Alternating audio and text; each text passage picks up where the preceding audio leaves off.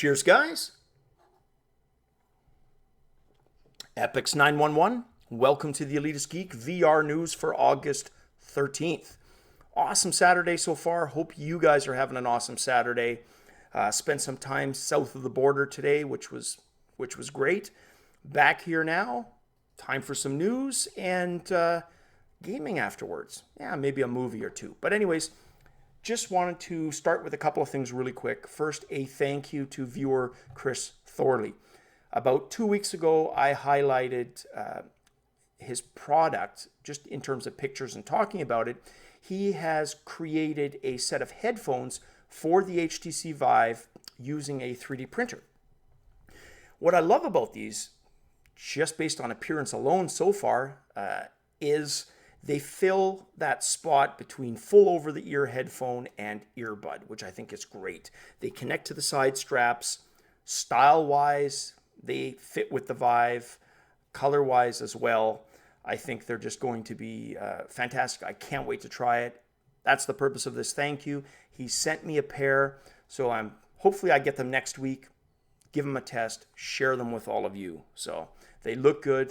I'm really stoked. Can't wait.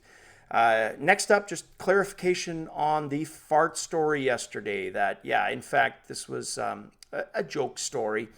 And a lot of you pointed that out to me and also pointed out, some that it wasn't a real product, but others that it was. So I looked it up, and it appears to be an actual thing. At least they went as far as building the prop, right? That only gets brought out for public presentations. So when they go someplace, an auditorium, whatever, and display it, that's when this thing comes out. It's not intended as a consumer purchasable device. It's just something they pull out for laughs and giggles when they give a presentation.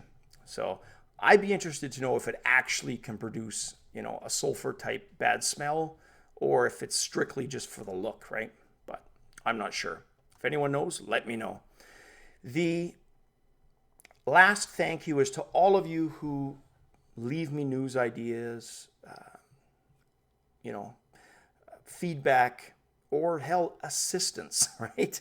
Like case in point, the Samsung Gear VR. I talked about that unit, kind of what my impressions were after a day of ownership.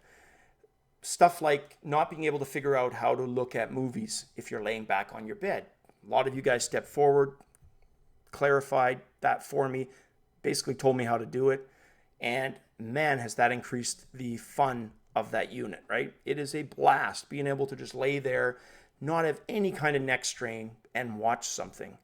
They do a really good job. This is a very good product for filling a market segment by creating it, right?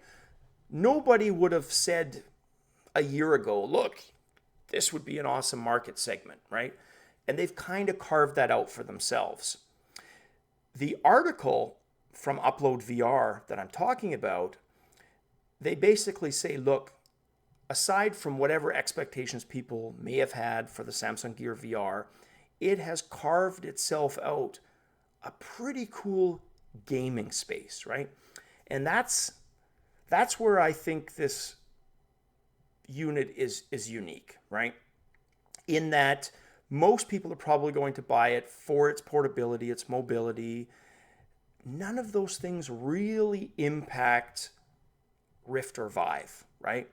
With Rift and Vive, it's an either-or proposition, generally. For most people, they're going to be like, okay, I'm going to either go for the Oculus or the Rift. And that's it.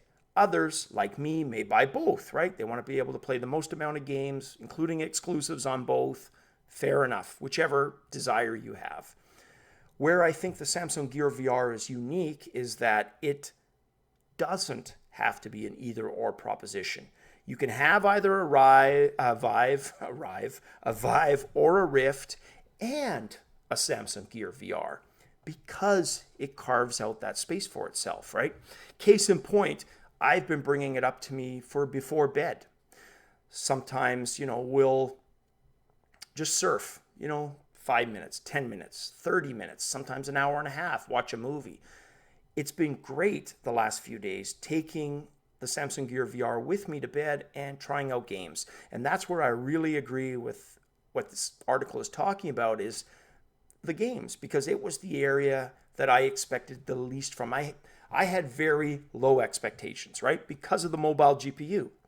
I just didn't think that it was going to be that great.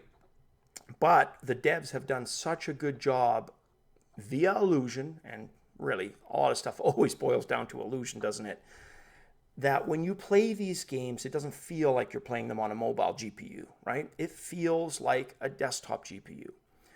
And that Eve game is a perfect example of that. I've been playing that. I've been loving it.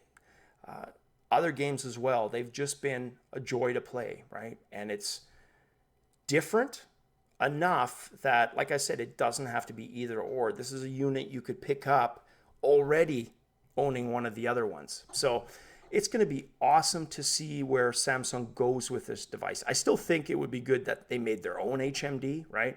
God knows we got enough on the market, but competition is a good thing this early in the game. And we've said that time and time again on this channel. I know a lot of you agree with that. So I still want to see them come out with their own full desktop GPU version, right? But what they're doing with the mobile phone, I hope they continue, because I can't wait to see what's going to be available later this year, next year. It's awesome. The next article has to do, it's a Road to VR article about controls. We talked about controls a lot as well. It's a developer in this case. The developer company's name is Snowskin, and they released a bunch of tweets with some footage showing what looks like a prototype of a Mech versus monsters style game. And the author basically compared it directly to Pacific Rim, which is one of my favorite movies. It's the kind of movie, literally, you can just turn your brain off and just watch. It's not designed to win any awards, Oscars, whatever. It doesn't need to be. It's just an entertaining movie that you put on in the background, right? I watched it in the theater with the buddy that I do the Friday night gaming nights with. But every once in a while, I just load it up, you know, like Lord of the Rings and a whole bunch of other movies, Conan the Barbarian. It's great playback in the back. But anyways, he likened it to Pacific Rim. And so true, because there's one part in the game, or in the prototype of the engine, where a mech style, you as the person, you know, it's from your perspective as the mech, basically giving a noogie to a giant monster. A noogie being, you know, the kind of thing that big brothers did to little brothers, right? Headlock and tussle the hair with the knuckles, right? Or the scalp. So, yeah, definitely agree with that. The main point of what the guy was trying to do, or the developers were trying to do with this, is show ways to improve or develop ways to improve the Oculus Touch or the HTC Vive controllers, which are one-to-one, you know, tracking controllers, but make that synergy just work, right? Because there are a few games where they're not quite in sync. They should be being one-to-one, but they're not. And from my personal experience, it's been one of the quickest ways to ruin immersion, is not, or have too much latency, right? So that's their focus on developing this. I think it's cool. So even if a game never comes out of this, hopefully it's technology, it's procedures, it's coding that they can share for others to incorporate, right? So link will be in the description below.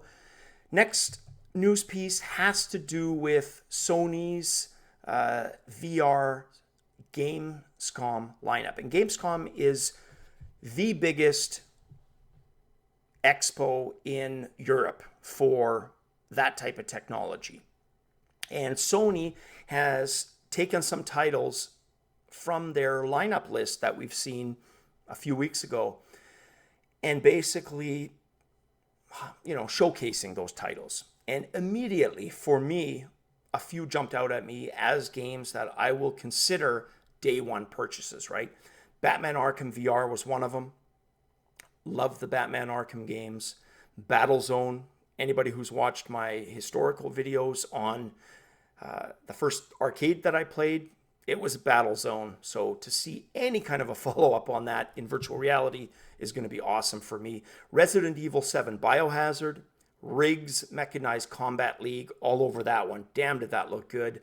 And Farpoint, which looks to be a terrific first-person shooter. So can't wait to see what any of those look like. And as Gamescom commences, hopefully we're going to see some footage come out of that, which I'll showcase here for gameplay for some of these games, because there's not a hell of a lot out there. Next news piece from uploadvr asks the question, and this is their exact headline: community download, should 360-degree videos be considered real VR? Now, for many of you and me, the answer to that is no. They shouldn't be.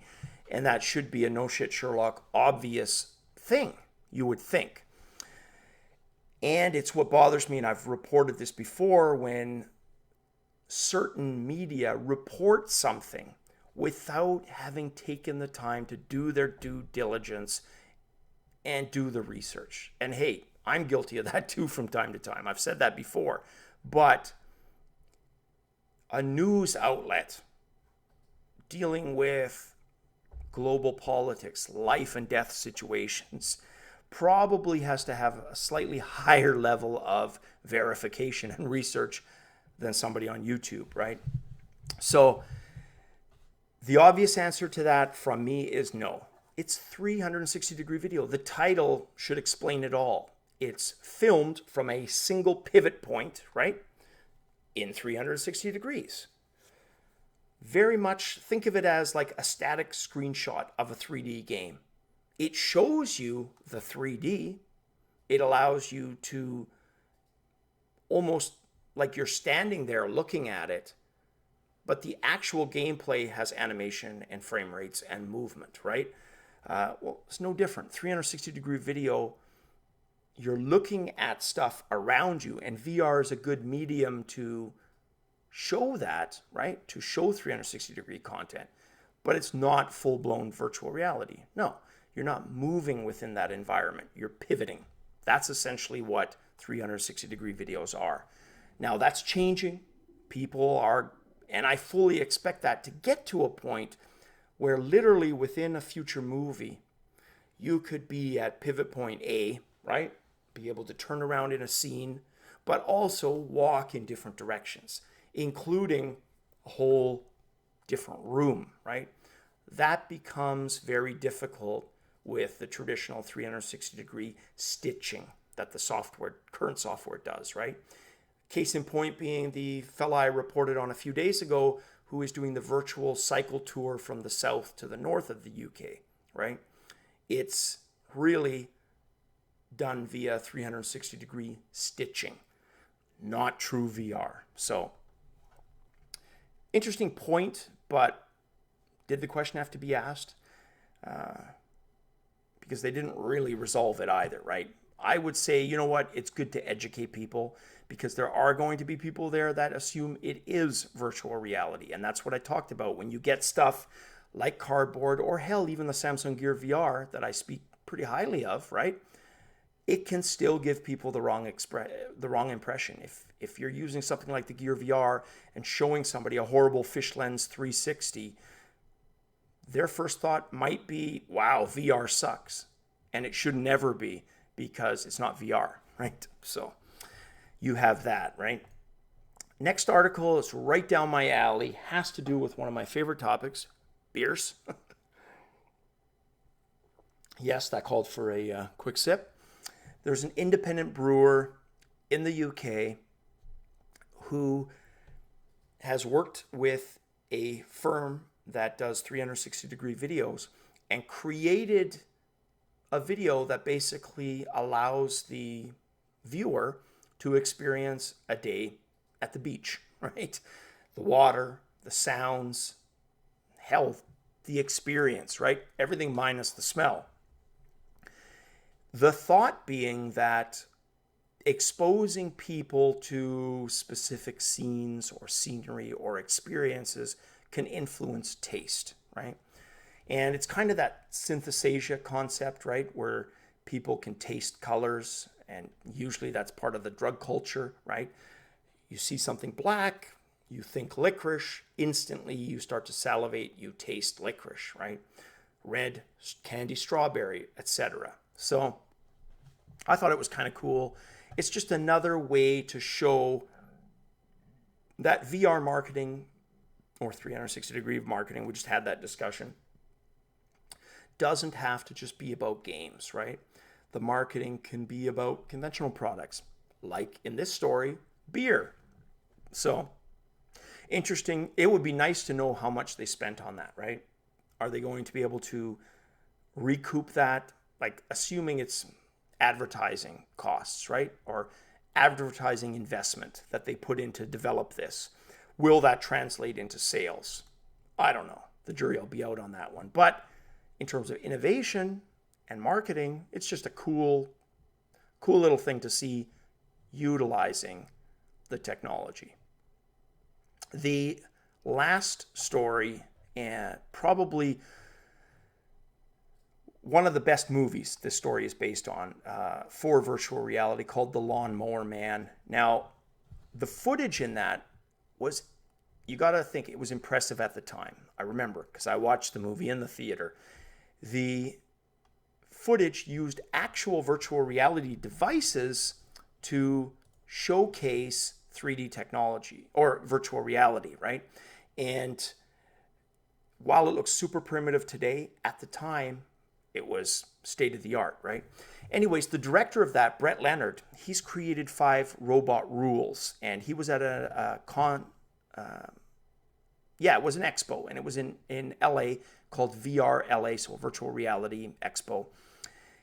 He talked about a multimedia follow-up to Lawnmower Man, but then he also talked about his 5 rules for robotics. And we're going to quickly go through those. The first one is VR law number 1, take it seriously. Don't underestimate the potential power of VR to greatly affect AR, actual reality, not augmented, right? And I agree. Nothing to really disagree there. VR law number 2, VR must be designed to connect humans with more empathy and intimacy, not alienate them from each other to a greater degree than already exists. I don't agree with that. I think a full range of the human experience, the human chain of emotions, for all kinds of different applications could be potentially important. I don't think we should limit it to just, as he puts it, increased empathy, right? Or increased intimacy. Because people can learn just as much from tragedy, right? From stress as they can from things that foster empathy. And you could argue that that was the intent of his law, right? Was to foster empathy in that by using exactly that type of content. Horrible, scary, whatever, right? But if he was talking about it being the only thing VR should do, then that's where I disagree. Because no, I think VR, depending on the application, should scare the crap out of you. Sometimes I may want a horror experience. I don't want to be more intimate. I don't want to raise my empathy with other human beings. I want to be scared shitless, right?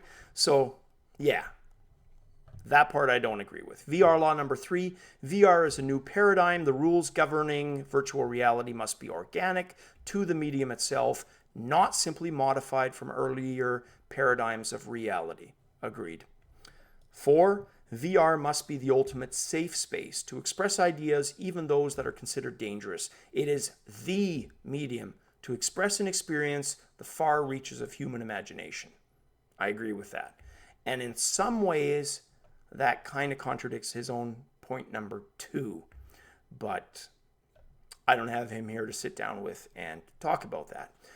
VR law number 5, the stakes are high. VR must be the medium to awaken the interconnected consciousness and freedom of the emerging global human. If not, it could be the ultimate medium of global control. So where I agree with that statement is that, look, there's always going to be leaders in the world. There's always going to be followers. There's always going to be followers who are sheep, right? And there's going to be people who exploit that.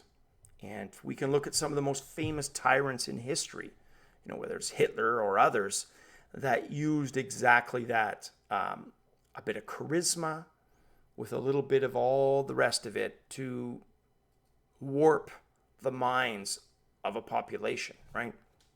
So, yeah, I agree. The stakes are high, but must it be the medium? That's the part I don't agree with. No, I think it can work alongside others. But again, I want VR to be so much more. Don't try to describe it completely and put it in a box, because that's not going to work.